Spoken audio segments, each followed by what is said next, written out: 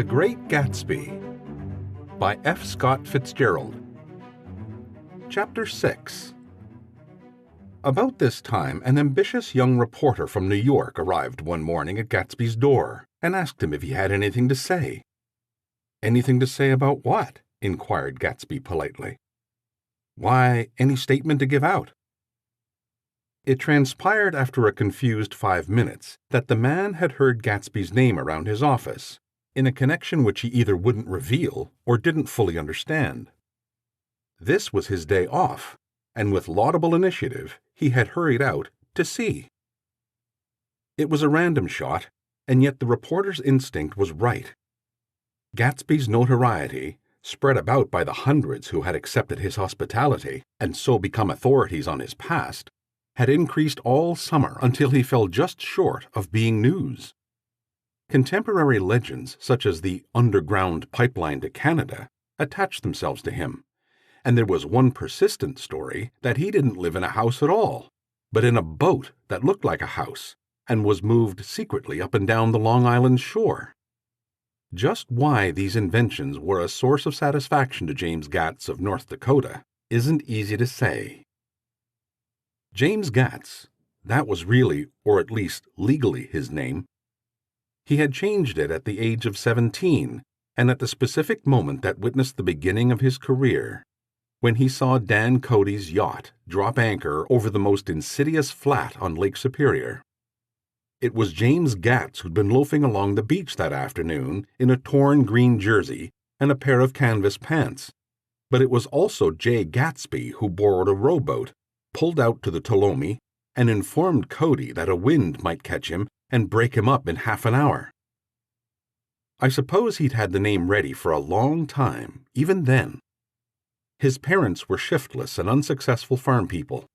His imagination had never really accepted them as his parents at all. The truth was that J. Gatsby of West Egg, Long Island, sprang from his platonic conception of himself.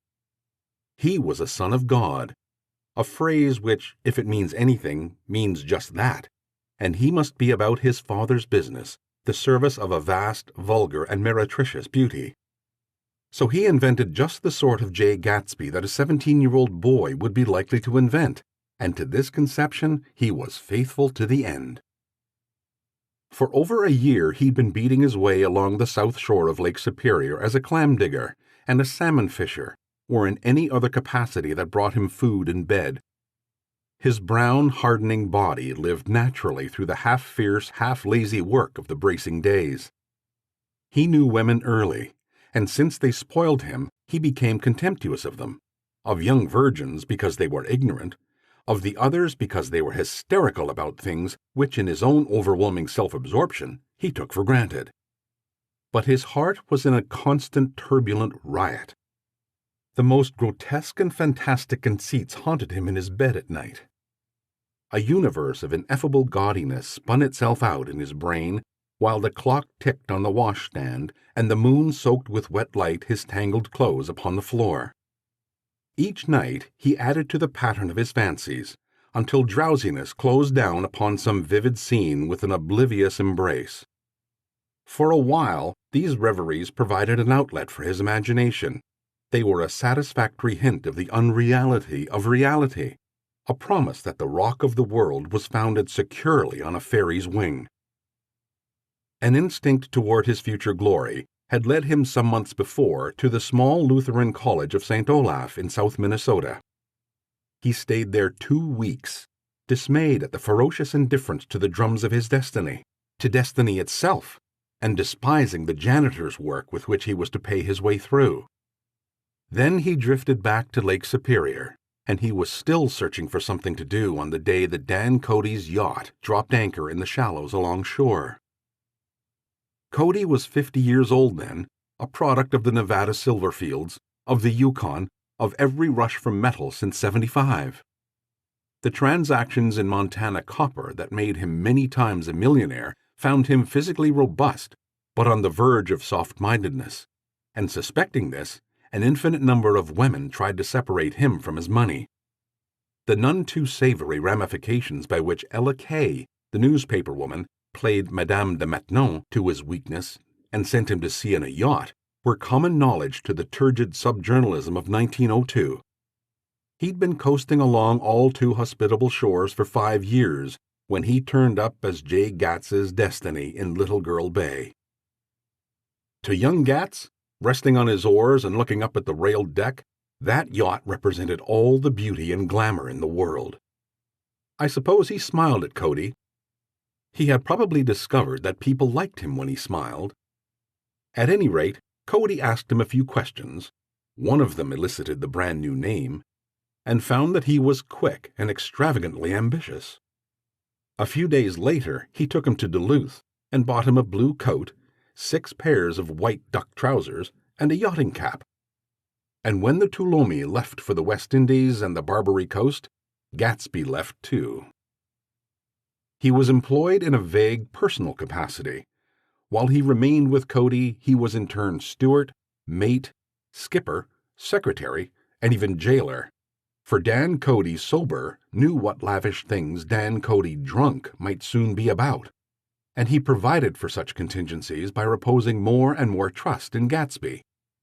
The arrangement lasted 5 years, during which the boat went 3 times around the continent.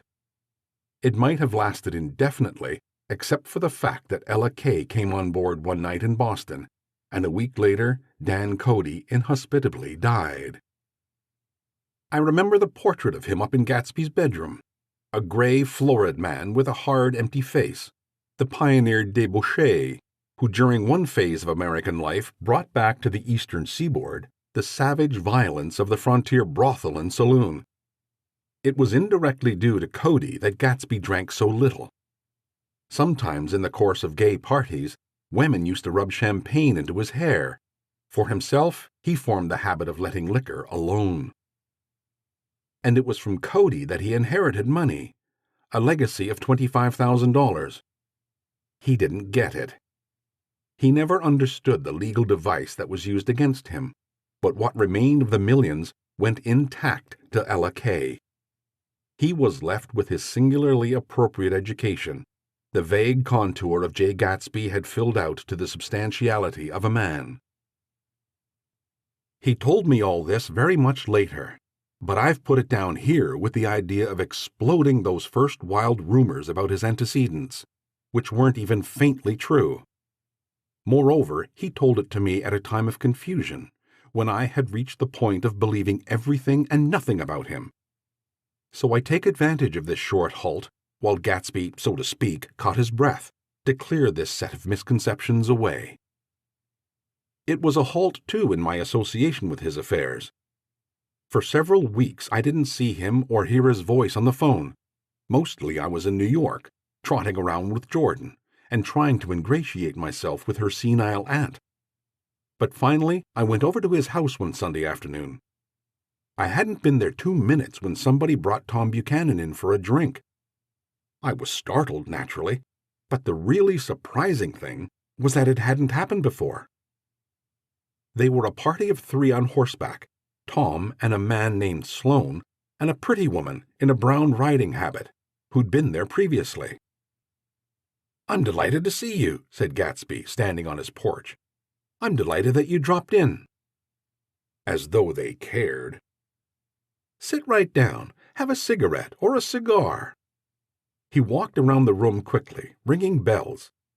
"I'll have something to drink for you in just a minute."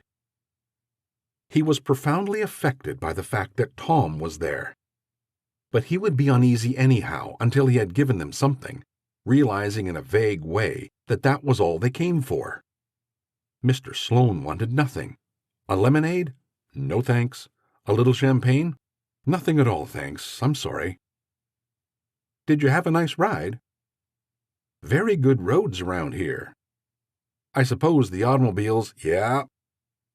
Moved by an irresistible impulse, Gatsby turned to Tom, who had accepted the introduction as a stranger. I believe we've met somewhere before, Mr. Buchanan. Oh, yes, said Tom, gruffly polite, but obviously not remembering. So we did. I remember very well.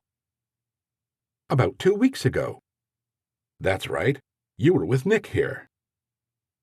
I know your wife, continued Gatsby, almost aggressively.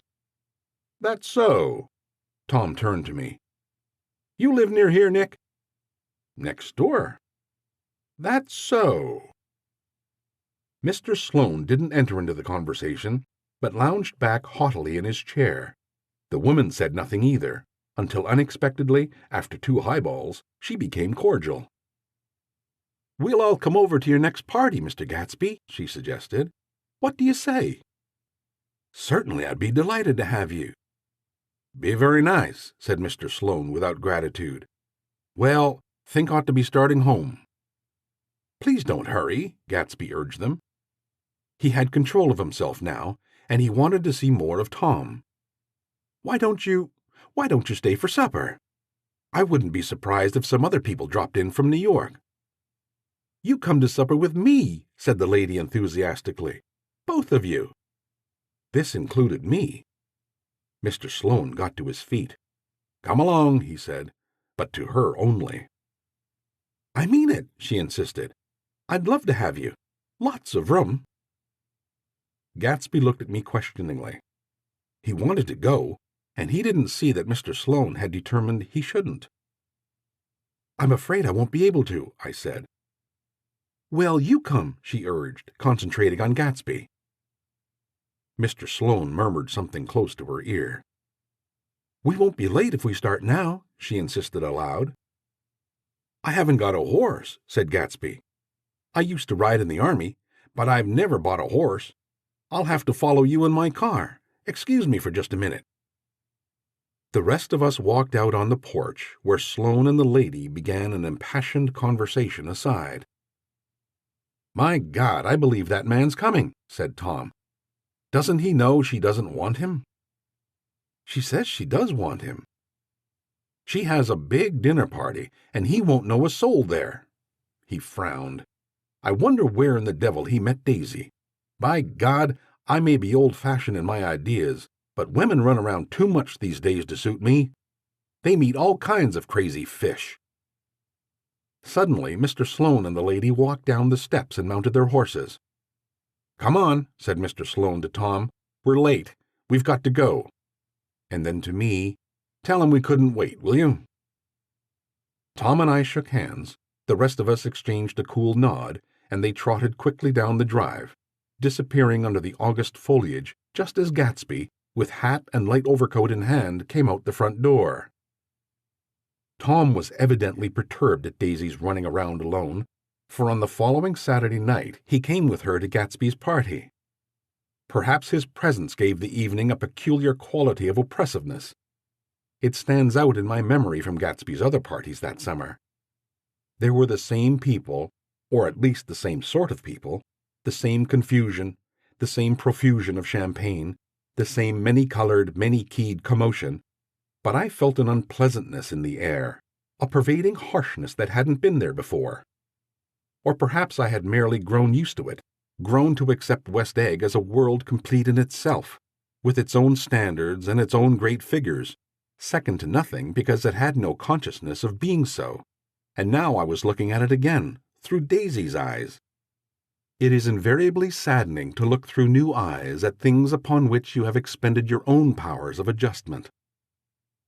They arrived at twilight, and as they strolled out among the sparkling hundreds, Daisy's voice was playing murmurous tricks in her throat.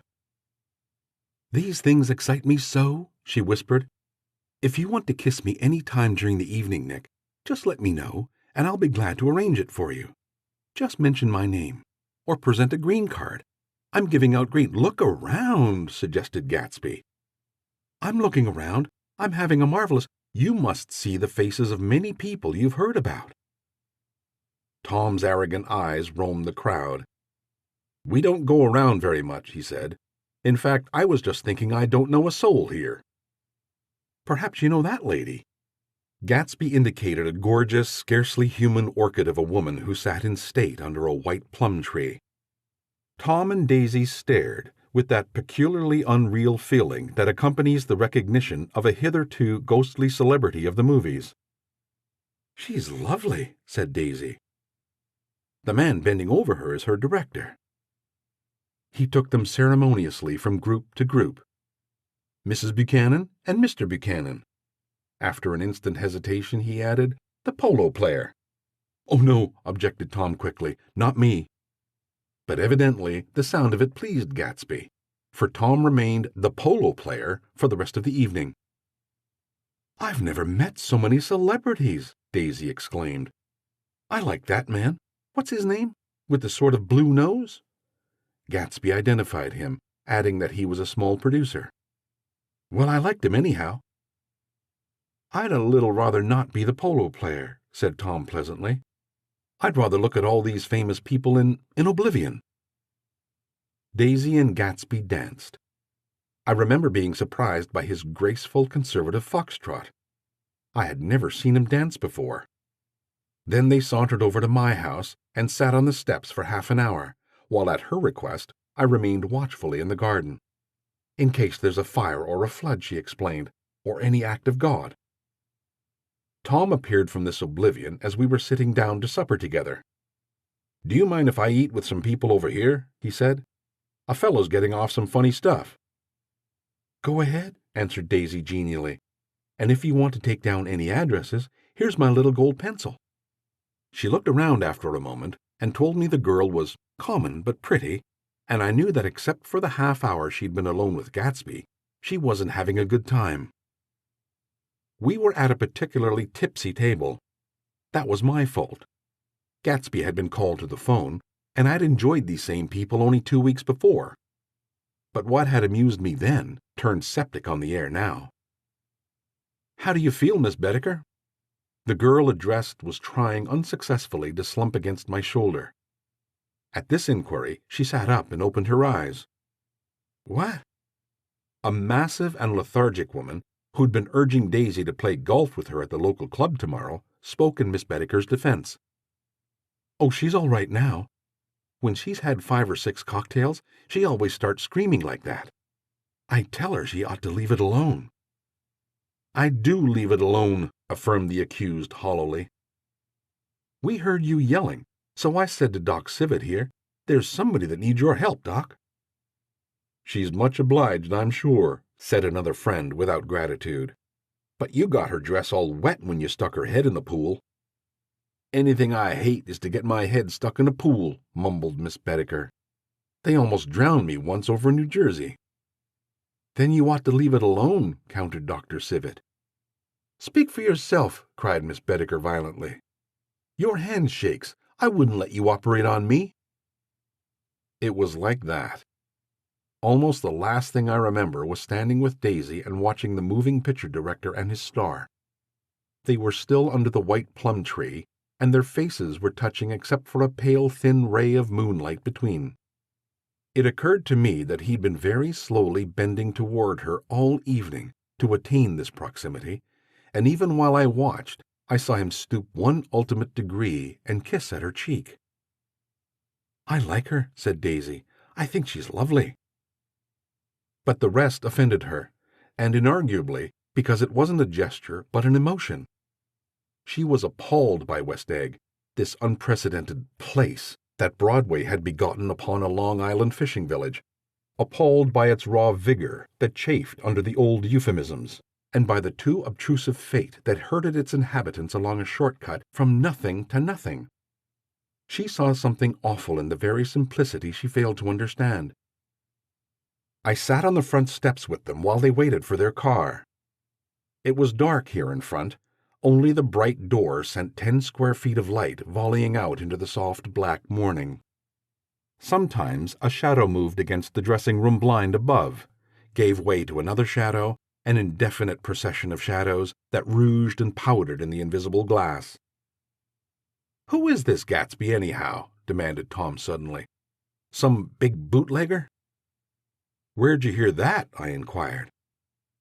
"I didn't hear it. I imagined it. A lot of these newly rich people are just big bootleggers, you know." "Not Gatsby," I said shortly.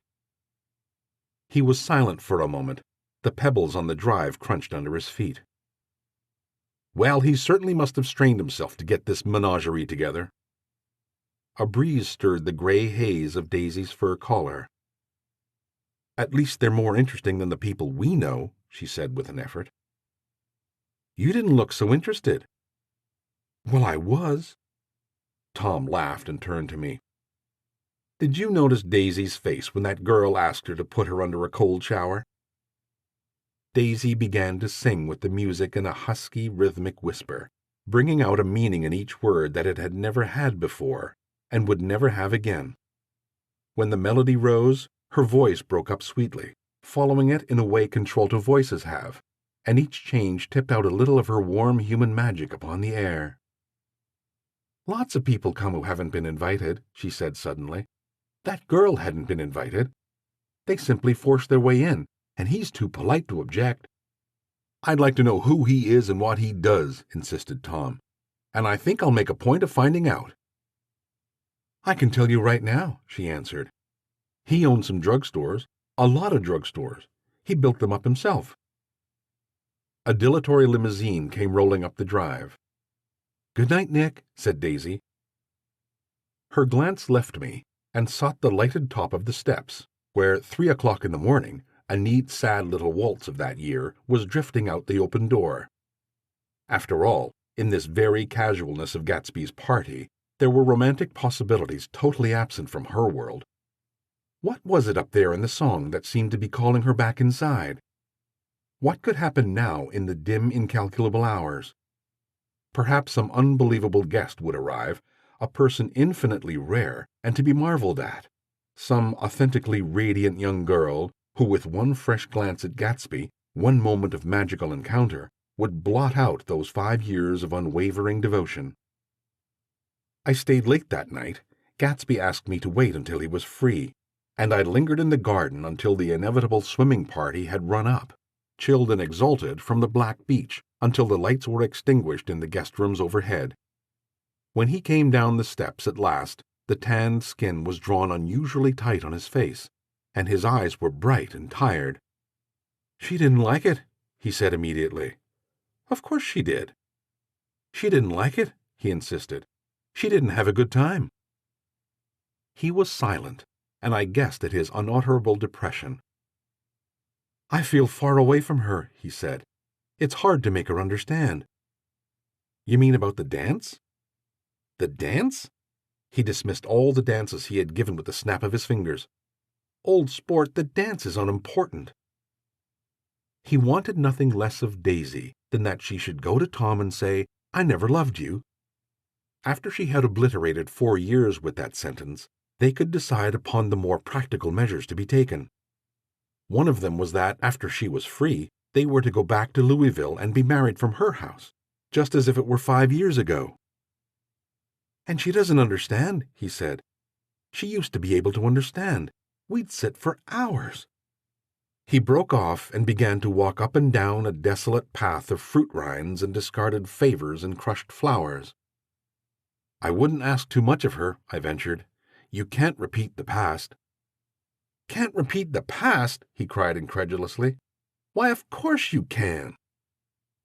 He looked around him wildly, as if the past were lurking here in the shadow of his house, just out of reach of his hand. I'm going to fix everything just the way it was before, he said, nodding determinedly. She'll see. He talked a lot about the past, and I gathered that he wanted to recover something, some idea of himself perhaps, that had gone into loving Daisy.